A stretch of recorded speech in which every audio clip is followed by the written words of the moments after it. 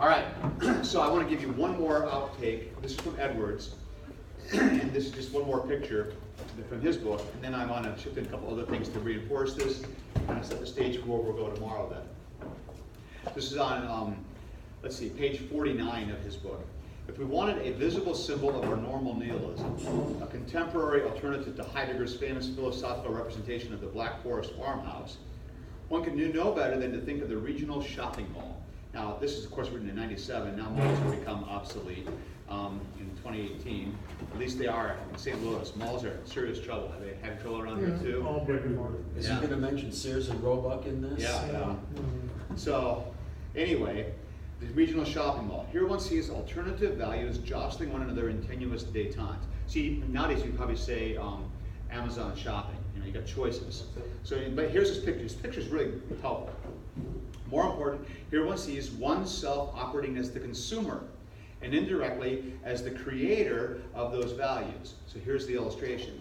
In my community's largest mall, for example, a Christian bookstore sits right alongside a store selling reproductions of early American knickknacks. Just beside the shop for computer software, there is a clothing store that traffics in outfits apparently designed to be worn in the Maine woods. So REI or something like that. Not REI, probably more like Eddie Bauer. LL Bean. Yeah, LL Bean. Down past the fountains are both a store full of expensive electronic gizmos and a shop decorated to look like a tropical jungle. The better to sell safari jackets and knockoff hiking boots. In air-conditioned comfort, one can stroll from life to life, from world to world, complete with appropriate sound effects, beeping computers, roaring lines. Laid out before one, our whole lives that one can, if one has the necessary credit line, freely choose to inhabit. Devout Christian, Williamsburg grandee, high-tech yuppie, down east guide, great white hunter. The striking transformation of life into lifestyle, the way in which tools, garments, and attitudes specific to particular times and places become commodities to be trafficked, to be marketed to anonymous ruthless consumers, these are the natural, if also banal, expressions of our normal nihilism. An outfit, an electronic toy for bored adult males, a book detailing an aerobic exercise program for Christians, these are in Nietzsche's sense values. They represent structures of interpretation, organized applications of force in terms of which a stable, enduring world is constructed and ourselves in it. They are necessary techniques of life preservation and life enhancement. But I'm simply choosing. I just choose. Now, apply this to the real world we're living in. And this, I think, is exactly how people look at the church. They're consumers. They go church shopping, looking for an experience that is fulfilling to them. And when this one doesn't work anymore, they go look for a better one, a more fulfilling one, a more engaging one. And so they move around. And then people even say, I'm tired of Christianity, I'm going to try Buddhism. I'm tired of organized religion, I'm just going to enjoy, making the world a better place. Spiritualism, or care for creation. And somehow I'm going to, become part of the Sierra Club and save the whales, or whatever it is that they're going to get into. And this becomes the motivating things. But see, it's just choices you make. There's nothing true, it's just a choice. What do you want? What do you like? And then even how we approach kids in school. Think about this. What do you enjoy doing, Bobby? What do you think you should do with your life? Well, take this test and we're going to figure out what your passions are and what you're good at, what you want to do. Then we can help you figure out what you do with your life. Whose choice is it? It's poor Johnny's choice. And for most junior high and high school kids, it's a crippling choice. They get totally, I'm going to ruin my whole life has to be decided when I'm 17, and it's what we expect of them. They're not able to do it. But we expect that choice of them, and that choice becomes overwhelming because it's just a choice. And they've got to make it, because you can't make it for them. You see, that would be imposing something on them. So that's Edward's whole thing. Now, the way this chapter ends is, he's concerned about this. He's really concerned about what happens to society when the religious realities that held us together are now no longer sacred, and we just make fun of them. What are we going to do? What are the sacraments that give us direction? What are the things going to hold us together? And the answer is nothing. Now what? He doesn't think we can go backwards. He thinks that would be a bad thing. You can't go back in time. You can't go back and reclaim the age of the gods. You can't go back and reclaim the age of idealism. But in truth, if you think about our four ages, age of the gods, age of the forms, age of Cartesian ego subjectivity, and age of transvalued values, where do you and I live? forms? Age of the gods. Yeah, I can see the forms to a point, but I think ultimately, really, I still live in the age of the gods. What's salvation? Submission to what God says. God has said, this is it. Here's Christ's death and resurrection for you. And I say, okay, I'm the creature. And so it's kind of ironic that the core of Christianity has not advanced past the age of the gods. And that's what makes us hopelessly irrelevant in the minds of a lot of people. And yet, that's exactly what we confess. All right, now, one more thing. Well, maybe two more things. And that, Go ahead. that kind of manifests itself. We do World Day of Prayer, National Day of Prayer, quote, perhaps misquote from the scriptures. The nation will humble itself before me and pray. We'll do all this. And we gather together in ecumenical groups to pray for our nation. And we're acting out in that very form. This is our sacrifice to please God, that He would then somehow bless our nation, and yeah, it's the whole thing is all messed up. And see, even you think about how most of the big mega churches operate. We're going to offer a program that people will like. We're going to appeal to them. We have a product that they like. It's all about consumers, and it's all about catering to their needs. The whole thing, I mean, it's just, yeah, normal nihilism everywhere you look. And the people go church shopping and because they're looking for something that they like, that meets their needs. It's normal nihilism. But then behind it all, what's really meaningful? Nothing. And so people live these kind of futile, empty, meaningless lives as they're just part of the herd and go moving along their way and don't think about what really matters. I like Hauerwas's statement about wanting a church that tells me what to believe and teaches me to like it. What a contrast. Right. Yeah, see, Hauerwas has also put his finger on a lot of this stuff. He's the one who said, and I love your quote, I'll come back to that more even tomorrow, so I'm going to pick up on that a lot. But he said famously, who told you that you have no story but the story that you made up? And in other words, if you're just living a story that you've chosen, it's not a true story. It's nothing matters. It's like saying, well, I really like Marvel comic movies, so I'm going to make that my life thing. And we think, how dumb is that? But there's no difference between that and deciding that the Sierra Club or the Me Too movement is the real thing. It's just a chosen thing. And we can laugh at the guy who thinks Green Bay Packers is what life is all about, but it's not any different than the guy who chooses any other thing to make life all about. And why not do Green Bay Packers as the meaning of life if that's all you've got? Works for you, whatever. That's normal nihilism. Normal nihilism. There's nothing any different between the guy who dedicates himself to the Green Bay Packers and the guy who dedicates himself to stopping global warming. No difference. Doesn't matter. Or the kid who immerses himself in video games. Right. Yeah. Why not? this reality doesn't matter. Virtual reality is no different. That's precisely where this all goes. All right. Now, next exhibit for you is by a guy named James Davison Hunter. Have you heard of him? James D. Hunter. He's a prof at University of Virginia. He is director of the Society Institute for Culture and Religion or something like that. And he does a lot of research into religious impacts on people. He's not a theologian by training, even though he dabbles in it. He wrote a really good book that came out a few years ago called To Change the World, which is a really good book. A good assessment of everything going on. Does a nice job. Hunter wrote this book called The Death of Character quite a while ago. I think it was like late 90s. And he wrote this book called The Death of Character, and it's just a really outstanding book looking at education in America today and why we can't teach character. And that's now I'm getting very interested in this because the whole idea of character formation is what I think we need to be paying attention to. And he's making a case in here why it can't happen. And I'm excited. I want to read to you how he starts this book. He starts with a post-mortem, and it's a pretty compelling read. This is still in his introductory pages, page 13, Roman numerals. So let's just read together. Character is dead. Attempts to revive it will yield little. Its time has passed. The irony is sharp. The death of character comes at a time when the call to renew values and to restore character is especially loud, persistent, universal, not to mention urgent. There is much more to this than political posturing. The summons to restore character is felt ardently, and as such has translated into a myriad of well-intended efforts to revive it. In America, the reservoirs of hope for renewal of public and private virtue are deep and full, and one cannot deny it. Character will be displayed from time to time in individual cases and within particular communities. Exemplary manifestations among ordinary people, more often than not hidden from public attention.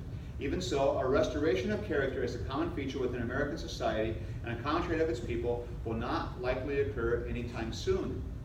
The social and cultural conditions that make character possible are no longer present. And no amount of political rhetoric, legal maneuvering, educational policymaking, or money can change that reality. Its time has passed. Now, that's a rather strong assessment, and it's just unequivocal. You can't teach character. That's his argument. And it doesn't matter how much money you put into it, how much time you invest, because what's missing, these social and cultural conditions that make character possible are no longer present. And he doesn't use this language, but it's because we live in a world of normal nihilism. And if you live in a world of normal nihilism, you cannot teach character. And yet, he's right. How many public schools now have character training as part of their curriculum? And I know schools in St. Louis that have a character of the month, and you drive by their schools, and out on the signboard in front, it'll say responsibility, or compassion, or teamwork, and that's the virtue of the month. And so we have a virtue of the month because we're trying to do character training, and now this has become a big curriculum thing. We have character formation as a part of the curriculum. And so Hunter says, yeah, I know that's going on. Won't work. Can't work. Now why? Let's hear it go forward here. Character is formed in relation to convictions and is manifested in the capacity to abide by those convictions, even in, especially in, the face of temptation. See, the whole point of character, somebody has said this really well, it's what you do when no one's looking. So when no one's around, no one will know what you ever did, and that's still what you do, that's the character, that's the kind of person you are. So that's, the whole thing about what happens in Las Vegas stays in Las Vegas. Well, that wouldn't be character, obviously. Because if you can cut loose and no one's going to know anything about it, and that's really who you are, you don't have any character. So character is manifest in the capacity to abide by convictions, even in the face of temptation. That's character. Okay? This being so, the demise of character begins with the destruction of creeds, the convictions, and the God terms that made those creeds sacred to us and inviolable within us. Now, Hunter's writing this book for educators. He's not writing this to Christians. He's not writing it as a theologian. But listen to language. You need to have creeds and convictions and God terms. Why? Because you have to have something underneath, some sort of foundation, some sort of accountability for character to work. Because you see, if the only accountability I have is one that I chose, as soon as it becomes uncomfortable, I just choose not to do it. I don't like this one anymore. This is demanding. I think I'll choose a new foundation. But if it's a real foundation, you don't get to jettison it. You can't chuck it. But if we have lost our foundation, how can we have anything that's norming? How can we have anything that holds character? Okay, so we go on. This destruction occurs simultaneously with the rise of values. There's that language that Edwards is using all over the place. Values are truths that have been deprived of their commanding character. That's why no Christian should ever, ever use the language of Christian values. Don't do it. We have Christian values. No, we don't have values. Values are just things chosen. They're just made up. So a value is, I value sexual identity. I value the culture. I value the creation. That's a value. It's self-chosen. Christians don't have values. We function with God's. What's that? Sure. Values are truths that have been deprived of their commanding character. So they can't command. They are substitutes for revelation. Imperatives that have dissolved into a range of possibilities. The very word value signifies the reduction of truth to utility, taboo to fashion, conviction to mere preference, all provisional, all exchangeable. Both values and lifestyle, a way of living that reflects the accumulation of one's values, bespeak a world in which nothing is sacred. You see how all this is echoing exactly what Edwards was saying? See, there's nothing sacred. It's just my values, what I choose to think, That's becoming what's real for me. And if that's just my choice, it doesn't really have any weight. It doesn't really hold me accountable. Because when push comes to shove, I just throw it out. So maybe I have the value of honoring women and not being a sexual predator. But when the chance comes to, score an easy one on some easy girl one night who's half drunk, hey, I'll throw that value out and I'm going to do what I want to do. And what's going to stop me? Nothing. There's no character. There's not really character that says, no, this is not what I do. It's not who I am.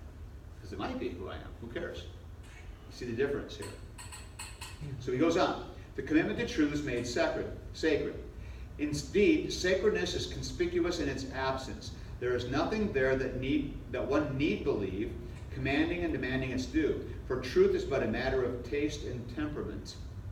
Formed against a symbolic order made up of values and different lifestyles is the self, malleable, endlessly developing, consuming, realizing, actualizing, perfecting. But again, something less than character. So you see, all we have left is the self, who is ever evolving, doing what he wants to do, self-choosing, but he doesn't have character. Because character is something that is derived from outside and forces itself on me. So, going on. The implications are simultaneously liberating and disturbing. There is unprecedented individual freedom that few would be willing to relinquish. That's right. But there is also a license that disparages self-restraint and responsibility toward others. This ambivalence is an inescapable feature of our time. They are fused inextricably. So we have freedom, but we also have license. And we're seeing it all around us. So people exploit their license and they abuse women. And then women say, you can't do that because you're imposing on our freedom, and so we're going to assert ourselves, and people find that imposing. So how are we going to solve this? And the way to solve this, and this is what Deneen talks about, is more laws. So in a world without God, it's not actually the end of all laws, it's the creation of more laws. Because you have to have more and more laws to protect everybody in their individualism. So you have increasing legalism, which is exactly America today too. You see, think about how much freedom we have, but what we keep on doing, we produce more and more laws, and every time we produce another bill that goes through Congress, how many hundreds of pages long is it to try to cover all the possibilities to make sure we have a law for everything? It's nuts. There's two things in that paragraph that are really in tension. Yes. Two paragraphs. Where you got next to self, malleable, strikes me as real interesting word there, but then ambivalence in the next paragraph. And the two of those, because I find so many people are malleable in their, what I would say, character that they would have, because that it just, it's easy enough to change, it seems like, or they're soft. Yeah. But then they're ambivalent when because they're not sure why they really believe it and what really matters. And you see this in your own people. I mean, what do you hear people even saying in your own congregations? Well, I think the gay stuff is really wrong, but I don't want to force my opinion on other people. What do you mean? Judge people. Yeah, I can't judge people. It's for me, but I wouldn't want to force that on somebody. I don't want to be judgmental. Well, wait, if it's true, it's true. If it's true that male and female are meant for each other, and a violation is a violation of that, then it can't be okay for some people. And if you think it's okay for some people, then you're a normal nihilist. Because everybody kind of decides. You see what's going on here? And America loves normal nihilism. Christianity does not. Does not. We believe there are things that are absolutely true across the board, universal for everybody, because that's just the way it is. It's got to establish it. Back to the taxis, the arrangement. This is the way it is, the givenness. And then character is defined as the person who lives according to that taxis, even when it's hard. That's character. I think the Christian church has given into it, but the Lutherans are, for the most part, not and are labeled inflexible. Mm-hmm. Oh yeah, right. Yeah, that's absolutely true.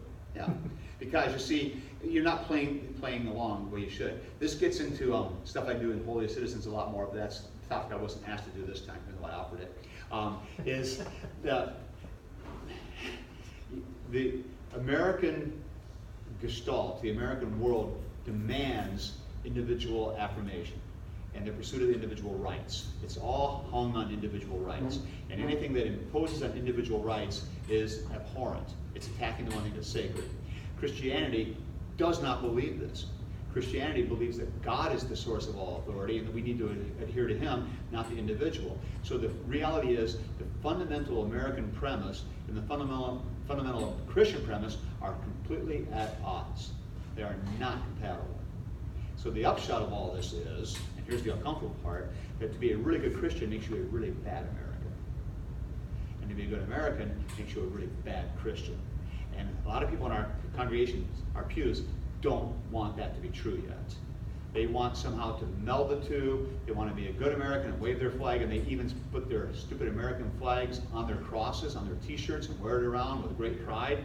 Jesus and Christianity and America and God, guts, and guns made America great. And here's my Christian religion right there. My American flag on the cross, that's it. America and Jesus. And I think that shows up in the South once in a while, from what I've heard. And we put it on bumper stickers. Yeah, That's NASCAR. it. What's that? It's not the American flag, it's the Stars and Bars Rebel flag. Well, yeah, that might be That'll too. be on there. Yeah, that might even show up. And so you have this complete identification of the American culture and the Christian culture, and the people think they're compatible. They're not. They're fundamentally incompatible. Because America is all about the individual and individual rights. Christianity is all about the creature receiving from God and being completely contingent. Completely at odds. Yep. Okay. Starting to all sink in. Okay, that's good. Well, no, this has been incredible. It really has been. I appreciate this. I Good. do. You know, and as I'm thinking about, I mean, you know, we came out of Sam at the same time. You know, we're 30-something years down the Uh-huh. road. And you know, teaching confirmation over 30 years, I'm seeing such a massive change in kids. Yeah. And this bunch of yahoos I've got this year, I mean, this one kid is very, very honest. It's like, well, how do I know that's true? Uh-huh. How do I know that Bible is the Word of God? I mean, you know, it Uh-huh. could be, and he's really sincere in this. Yeah. And it just seems like it's getting tougher and tougher. Yeah. But, and, you know, and I'm also dealing with kids and parents didn't have enough common sense to bring them to church. Yeah. And so grandparents have saw the need to give them confirmation. And so you're already 6 years behind the 8 ball already. I mean, it's staggering to me what we got ahead of us. I agree. Why would God hate homosexuals? Why would God do this? I mean, Yeah, He well, made it's- them that way, come on. yeah. That's what He wants.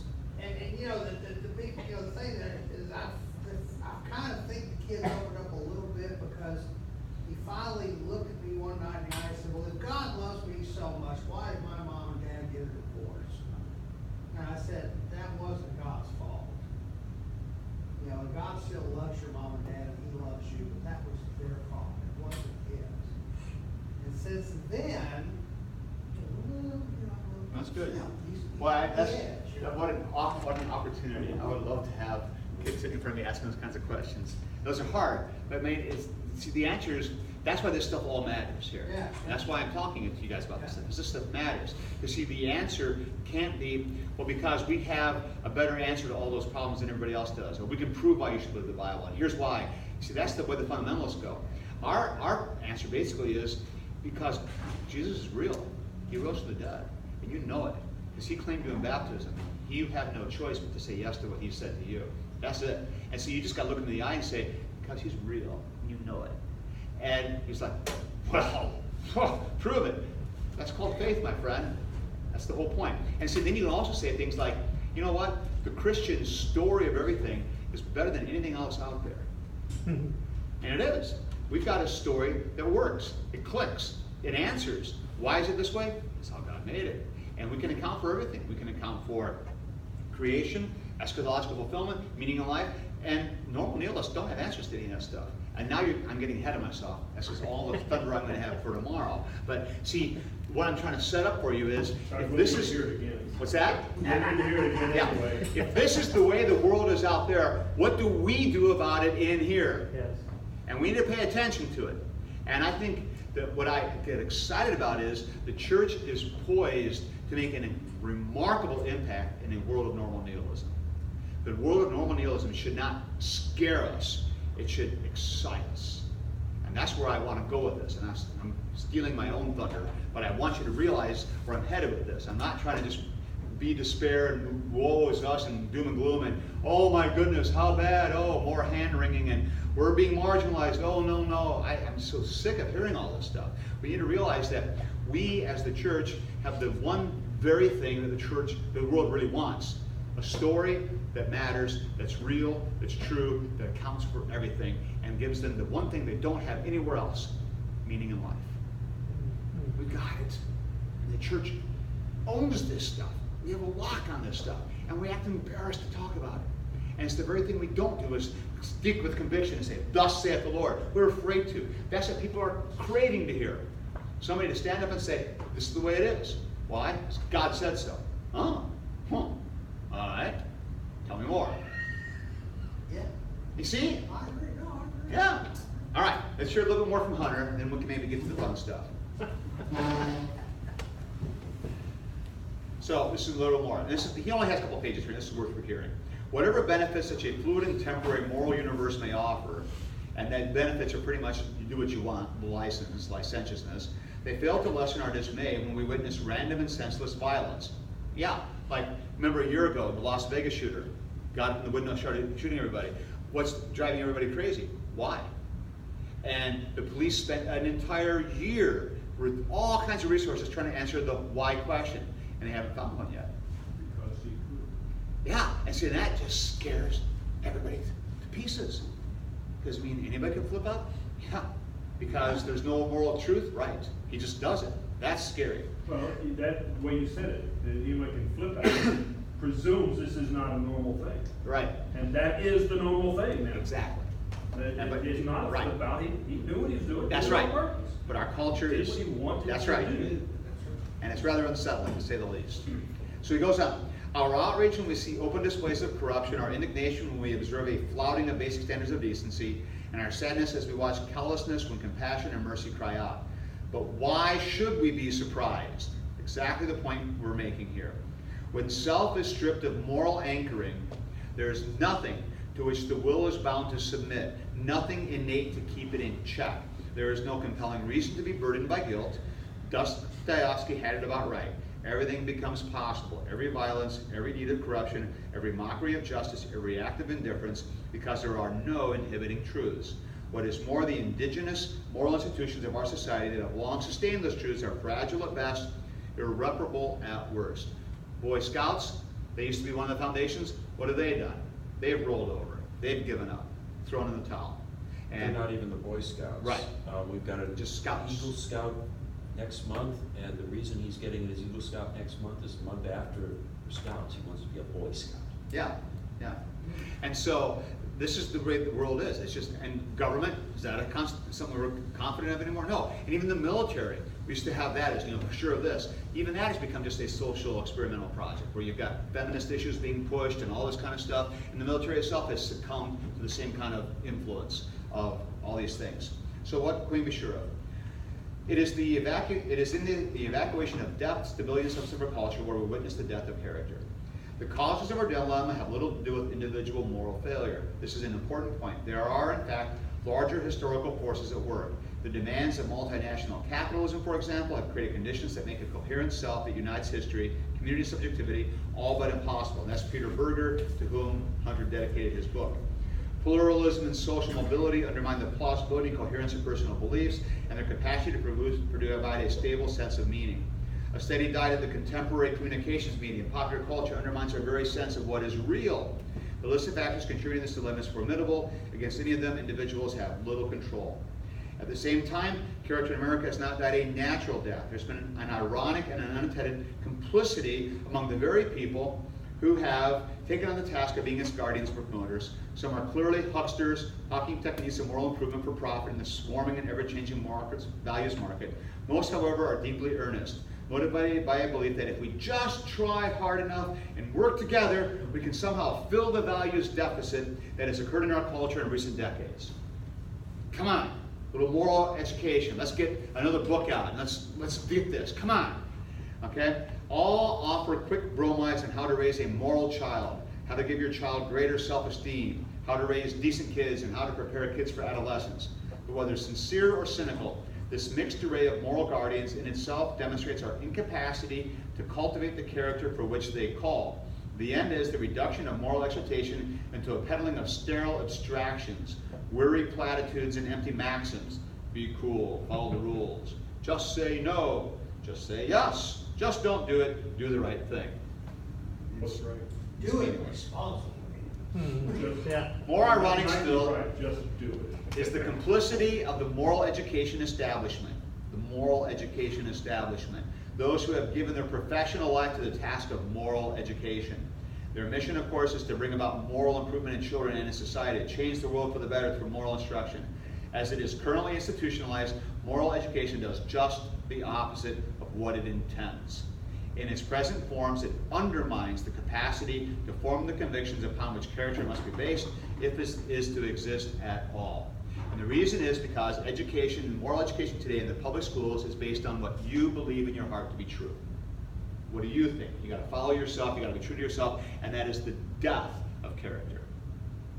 Here's the last paragraph then.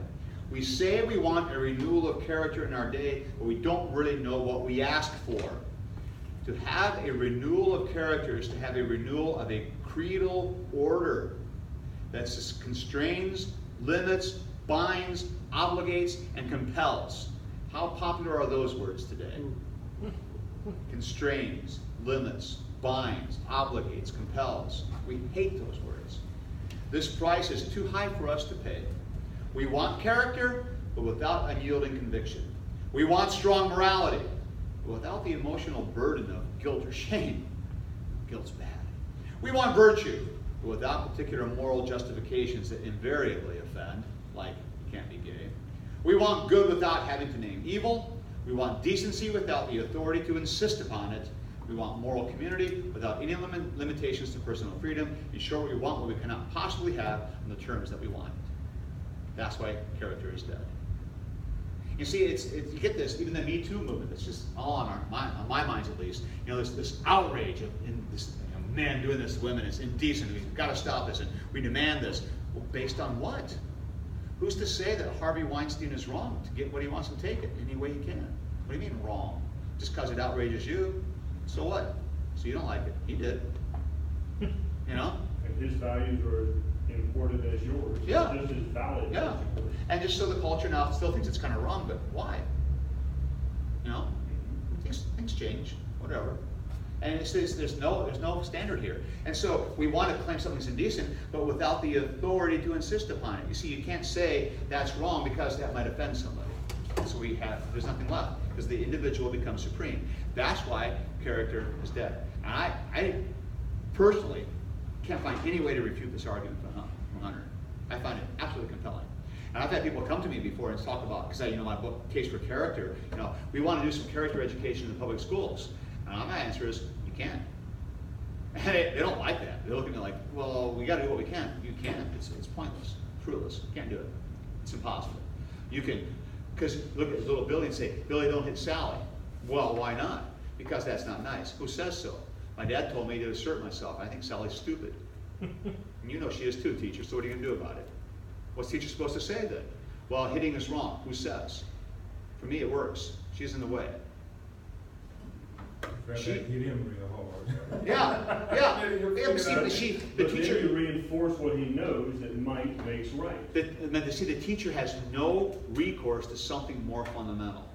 She can't say, God has said that's wrong. She can't do that. She can't even say our culture has said that's wrong, because he'll say, I don't care about our culture, it's stupid. And it has it anyway. Right. Yeah, I mean, like, with schooling, I drive a school bus, and I drive, middle school kids. All right. And I drive them out of the projects.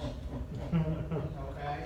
And, I have some very colorful language all the time. Yeah. And, they'll look at me like, who the heck are you to tell me this? And I'll say, well, it's real simple. You keep it up, I'm gonna write you up, and I'll keep writing you up, and you'll be off this bus, and you can talk to your mama about it. And it won't matter to me. And it's just that way. Yeah. And they respect that. It's kind of like, okay, all right, you draw the line. Yeah. But to me, this, I mean, I'm sure you can go over this tomorrow, as long as the family system is broken like it is and everything else, because that's half the problem we got. Of course.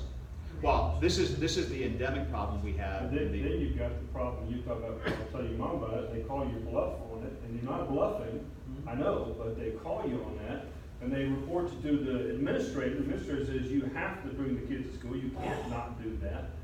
And now they've undermined you, because they don't want the lawsuit or the complaint from the parent and all that. So that's what's about, you don't have any real authority. You've claimed an authority there that so far, they haven't challenged. But Yeah, if they challenge it, you can still bluff them sometimes. yeah, but that's it. That's what we're doing, is we're bluffing. All right. Until the challenge is called. Good. So you guys tracking with me here so far? Now, that's the state of the culture around us. What you need to have to instill character, and because character is then dependent upon virtues, and this is where I get very interested in all this stuff, and I've been interested for quite a while. Virtues are nothing more than the habits or the dispositions or the skills that enable one to accomplish the goods of a particular community. And that's what character is. So character is essentially being aligned to the, what Hunter calls creed, the creed or the goods of a community. Now by community, what I'm getting at here is a group of people that have then a common, several things in common that hold them together. So character and virtues and creeds and community are all running together here, very closely tied together. So the character is that you are aligned to the creed or the goods of a particular community, and then the virtues are the habits, the dispositions, and the skills that enable you to do the things that get those things done. Now, a community then has three key things that are driving it. And here I'm drawing on the work especially of a guy named Alistair McIntyre. Any of you heard of him? Okay, Josh has heard of him. So I mentioned him probably once or twice at the sun. So Alistair McIntyre. Alistair McIntyre is a moral theologian. He was a philosopher first, and he became Catholic, who I think he's still living, but he's got to be really old. Maybe he's an emeritus professor at University of Notre Dame. That's where he taught for a long time. And he taught in the area of ethics and character and these sorts of things. And he has done a lot of thinking on these things. He wrote a landmark book called After Virtue. And he published that in 1984. So it's been a long time ago, but After Virtue kind of rocked the whole philosophical moral world. Hunter's very aware of After Virtue and very aware of McIntyre. He's writing in that vein when he's writing Death of Character. He's on the same rails of this stuff. And much of what I'm going to argue, a lot of Hauerwas is based on this kind of stuff too. Hauerwas and McIntyre. McIntyre was very influential on Hauerwas. So here's McIntyre says, here's what all communities have. Communities have three things that make them work and that kind of drive them together. And I want to just kind of lay this out quickly before we wrap up today. First thing they have is a creed. They have a creed, which is the kind of like the confession or the truth that holds them all together. The confession of truth that holds them together. That's their creed. Then the second thing they have are narratives or stories about people who held to the creed, followed the creed, advanced the community, narratives about the community. And often about common people in the community, or maybe even heroes in the community. Things they did, things they accomplished. We have these narratives, or simply the stories that we tell that help people to think about what that community means and what it means to be part of it. And the third thing that we have in a community that holds it together, that helps it to work, are practices. Practices. And practices are a very specific kind of a thing with a very complex definition, and I'll take just a minute and give you that. I think I've got it in here. Now here we go. So the very end of this I've got McIntyre's definition of practices, and I want you just to hear it because it's comical or hard. This gives you a sense of McIntyre. Don't go out and buy McIntyre unless you just want to really expand your mind. He's not an easy read. here's how McIntyre defines practice. By a practice, I'm going to mean any coherent and complex form of socially established cooperative human activity through which goods internal to that form of activity are realized in the course of trying to achieve those standards of excellence which are appropriate to and partially definitive of that form of activity, with the result that human powers to achieve excellence in human conceptions of the ends and goods involved are systematically extended. That's the definition of a practice. Yeah, so it's not simple. And basically, what he's getting at here is a practice is a rite or ritual or activity, something that we do together as a community that celebrates who we are as a community, it does what we do as a community, and advances the purposes of the community. So as he says here, tic-tac-toe is not an example of a practice in this sense, nor is throwing a football a skill, but the game of football is, and so is chess. Planting turnips is not a practice, farming is. So a practice is something that we do that has goods internal to itself and help to advance the purposes of that community. All right? And so that's what I'm getting at here when I'm talking about these practices that are at work. So the community has creeds, narratives, and practices. So these are rites and rituals and even just activities that are normal activities that advance the purpose of that community and that also serve to form people into that community. All right. One of the best ways to kind of get this is to give a living example. So we'll go with the military. And now you heard somebody talking about Marines here before. Do we have a Marine in here? Who is that? Oh, hey. Good. Retired. All right. Retired.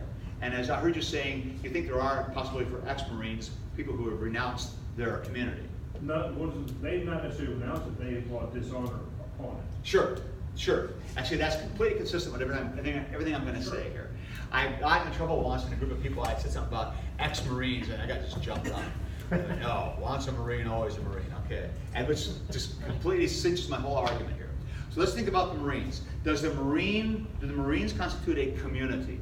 I would say yes. Do the Marines have a creed? Oh, yeah. Oh, yeah. Absolutely. Yeah, Semper Fidelis, but there's more to it than that, right? Well, there's another basic creed, that's death before dishonor. All right, excellent. Death before dishonor. And there are things that go with this. Things like you never leave one of your fellow Marines on the battlefield, Right. dead or alive, no matter what. You bring them out. You do that. And you will sacrifice yourself for the good of the mission, no matter what. That's what you're there to do. So death before dishonor. Right. All right. So that's part of the creed. How central is that to a Marine? It's heart and soul. And do you mock it or ridicule it? Never. Of course not. To do would be blasphemy. You're not a Marine. The creed is sacred. Okay? Then, are there narratives in the Marine Corps? Yeah, the stories you tell. Call them sea stories.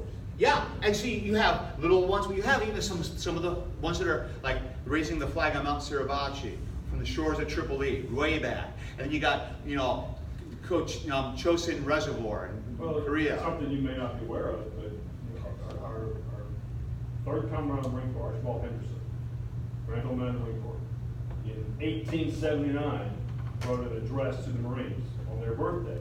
Yeah. To this day, Archibald Henderson's address is read every November 10th to every Marine in the world to this day. All right. That's the narrative stuff that goes on. Exactly. And that now leads me to number 3, practices. The rites and rituals. What's the most important day of the year for a Marine? November 10th. November 10th. No one ever misses it. They all know it. And see, most civilians don't get this. They would assume it must be July 4th. No. It's the Marine Corps birthday, because that's what makes you a Marine. And so November 10th is a sacred thing. It doesn't matter where you are, deployed or whatever, there's something done for you on Marine Corps birthday to celebrate that day. Even if you're in a foxhole, there's something that's done for you because it's the Marine Corps birthday. And if you happen to be, lucky enough to be stateside, you got the balls, the whole big celebrations, it'll be big, huge gala, and it's awesome to know that these rituals that are going on with this, reading the dress and this kind of stuff, that's part of it. So that's one part of it. But what about another more basic kind of rite and ritual? How about basic training? So, you see, this is getting really to the point of this whole thing. The practice of basic training is very intentional. You guys who have lived through any military training, and you know, the more severe it gets, the more true this is. And I've not done military, so I won't hear it in the second hand. But what I've been told is usually I do this a little bit too softly. But when you get off the bus at boot camp, you are no longer your own. And it's not just that you are on call 18 hours a day, 24 hours a day, 7 days a week. Your life is conscripted. You are told when to eat, when to sleep, how long to sleep, when to go to the bathroom, how much to eat. Everything is scripted for you. Everything. Your life is not your own. And what's the goal? To form you into a Marine. And we've all watched the movies where the idiots get off the bus and they're all this ragtag bunch of losers from the, all over America. They get off the bus, and then we watch their transformation through boot camp, and then months later we see them at the graduation ceremony, and bam, now they're almost indistinguishable from one another because they have become Marines. That's the whole point. How did that happen? Did they sit in a lecture hall and get told how to be a Marine? They lived into it. They did the rites and rituals. They went through the training. They went through the hearing the stories. They did the chants when they were running. They did the humps for how many miles with full gear. And they almost thought they were going to die, but they survived. That's forming them. That's the practices that make them a Marine. And when all is said and done, they now get the creed because it's been built into them through the practices. And they honor the narratives because they see how true they are. And they see it in those they emulate. And they have become formed into this. That's what makes the community.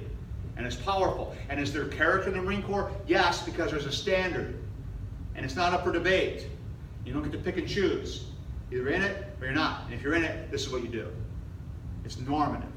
See, that's where you can talk about character. And that's when you can talk about the virtues that go with this. And some things match and some things don't. That's what holds us all together. So the Marine Corps fits this. How about the church? It does. Yeah. Does the church have a creed? For crying out loud, we even call it that, to make it really simple. Do we have narratives? Sure. Man, we've got the market cornered on narratives. We've got a whole book full of them and beyond. We've got all kinds of narratives. Church history, Fox's Book of the Martyrs, Luther's stories, our Saxon immigrants, Walther. Stories. Your own individual congregation. We formed here. Here's our founding fathers. And narratives, we're replete with the narratives. What about practices? What do you think divine worship is? Catechesis, potlucks, sausage suppers. Are those insignificant and trivial? No. They're part of what forms people into the community. And now we can start talking about the standards of being part of this community and the normative aspect of this. And now we can start talking about virtues and habits and dispositions. And now we can start talking about character of a Christian who's part of this community.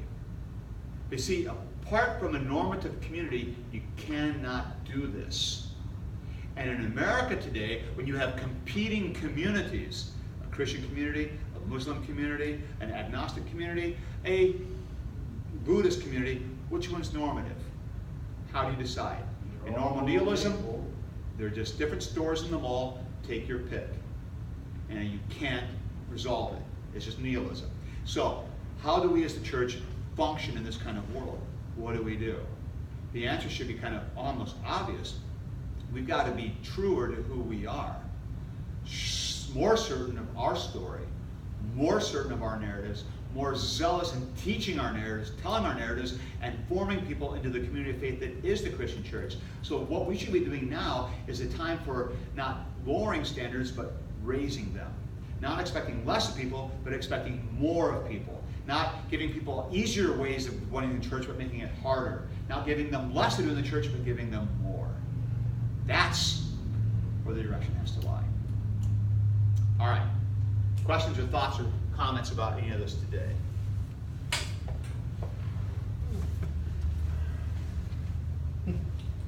Repetition of the liturgy is one thing, but all sorts of repetition, Yeah. Repetition forms habit, and to try and innovate and do something new all the time is we sort of end up cheating folks trying to That's right. do that. Yeah, a little freshness once in a while is good and fun, but there needs to be a way of being, the habitus, and that gets formed only by repetition. Raising kids, we all know this.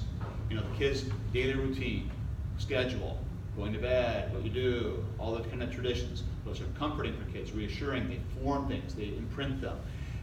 That's why you need to choose carefully about your routines and your habits. And this even goes to your catechesis. The kinds of things you establish, that becomes habitual for people. That's how you always do it. And if you're with little kids, you do it 1 year, it's got to be done that way always. You know, like I remember for Thanksgiving, my wife did 1 year of Thanksgiving. Before we knew it, it had to be that way. It was what we always do. So that's not bad. So that's right. Okay, good. Other comments or questions? You use the Marine Corps as an example and the church as an example, and I'm trying to scour my mind for other examples, and I don't see it in corporate America. No. It was there in 1950. Correct. But it's left corporate America. Yep. And so people have no Allegiance. Allegiance, yeah. Government. Government, it's all backwards Right. because creed is the last thing. They're artificially trying to create it, they can't. Right. And I've been trying to scour where else do we see it I know. at, and it's really not. Right. Which And- means the church has an opportunity. Exactly my point. And see, and that, as I mentioned earlier, even the military, these things are starting to soften and starting to get rattled, which is why people get really concerned about, changing the standards in the military, and the social experimenters demand it. Women should be able to do everything that men do, but we all know that that's going to change the creeds and the narratives and the practices. It's going to make an impact, and it's not going to be the same. And anybody who's honest says that, but see, that goes against the grain of the standard social thing of we're all the same and we're all individuals.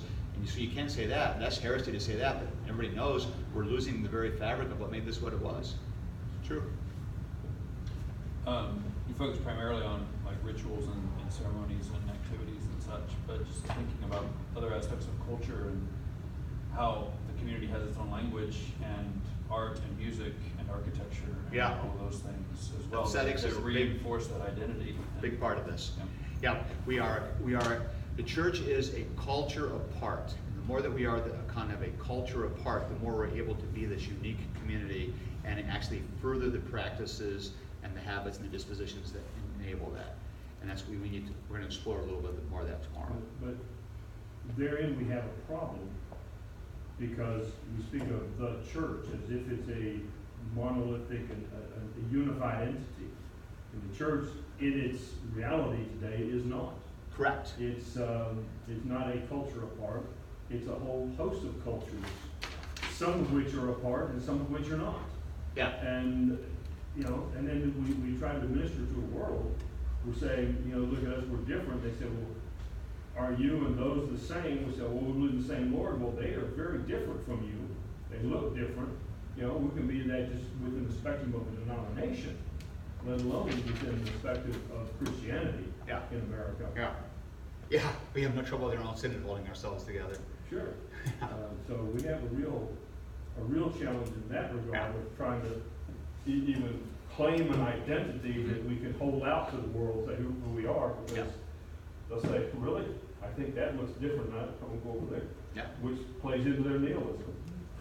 In fact, what you were talking about a little bit earlier, as far as the regular fide and thinking about one truth, and it's not that we can have our version of this and the Baptists have theirs. I think oftentimes we're very much inclined to draw attention to kind of our specific, rather than claiming, no, this is what's true, and while we may believe in the same Lord, they've taken the truth and messed it up, and this is actually what God teaches us through His Word. But I don't think that, I know what you're saying, and I agree with you. Sure. That we do have things, and we have denominations who are absolutely abominable. And we have churches in our own denominations who really, they don't look at all like a Lutheran church.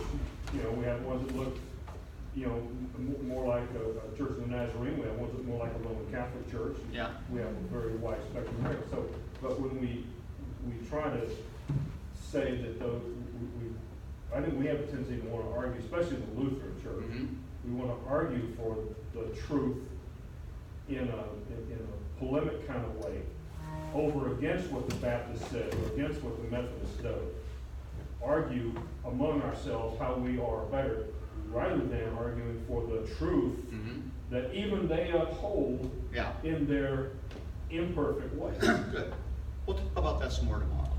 All right, so we've got the kind of the stage set for the mess that the world is in.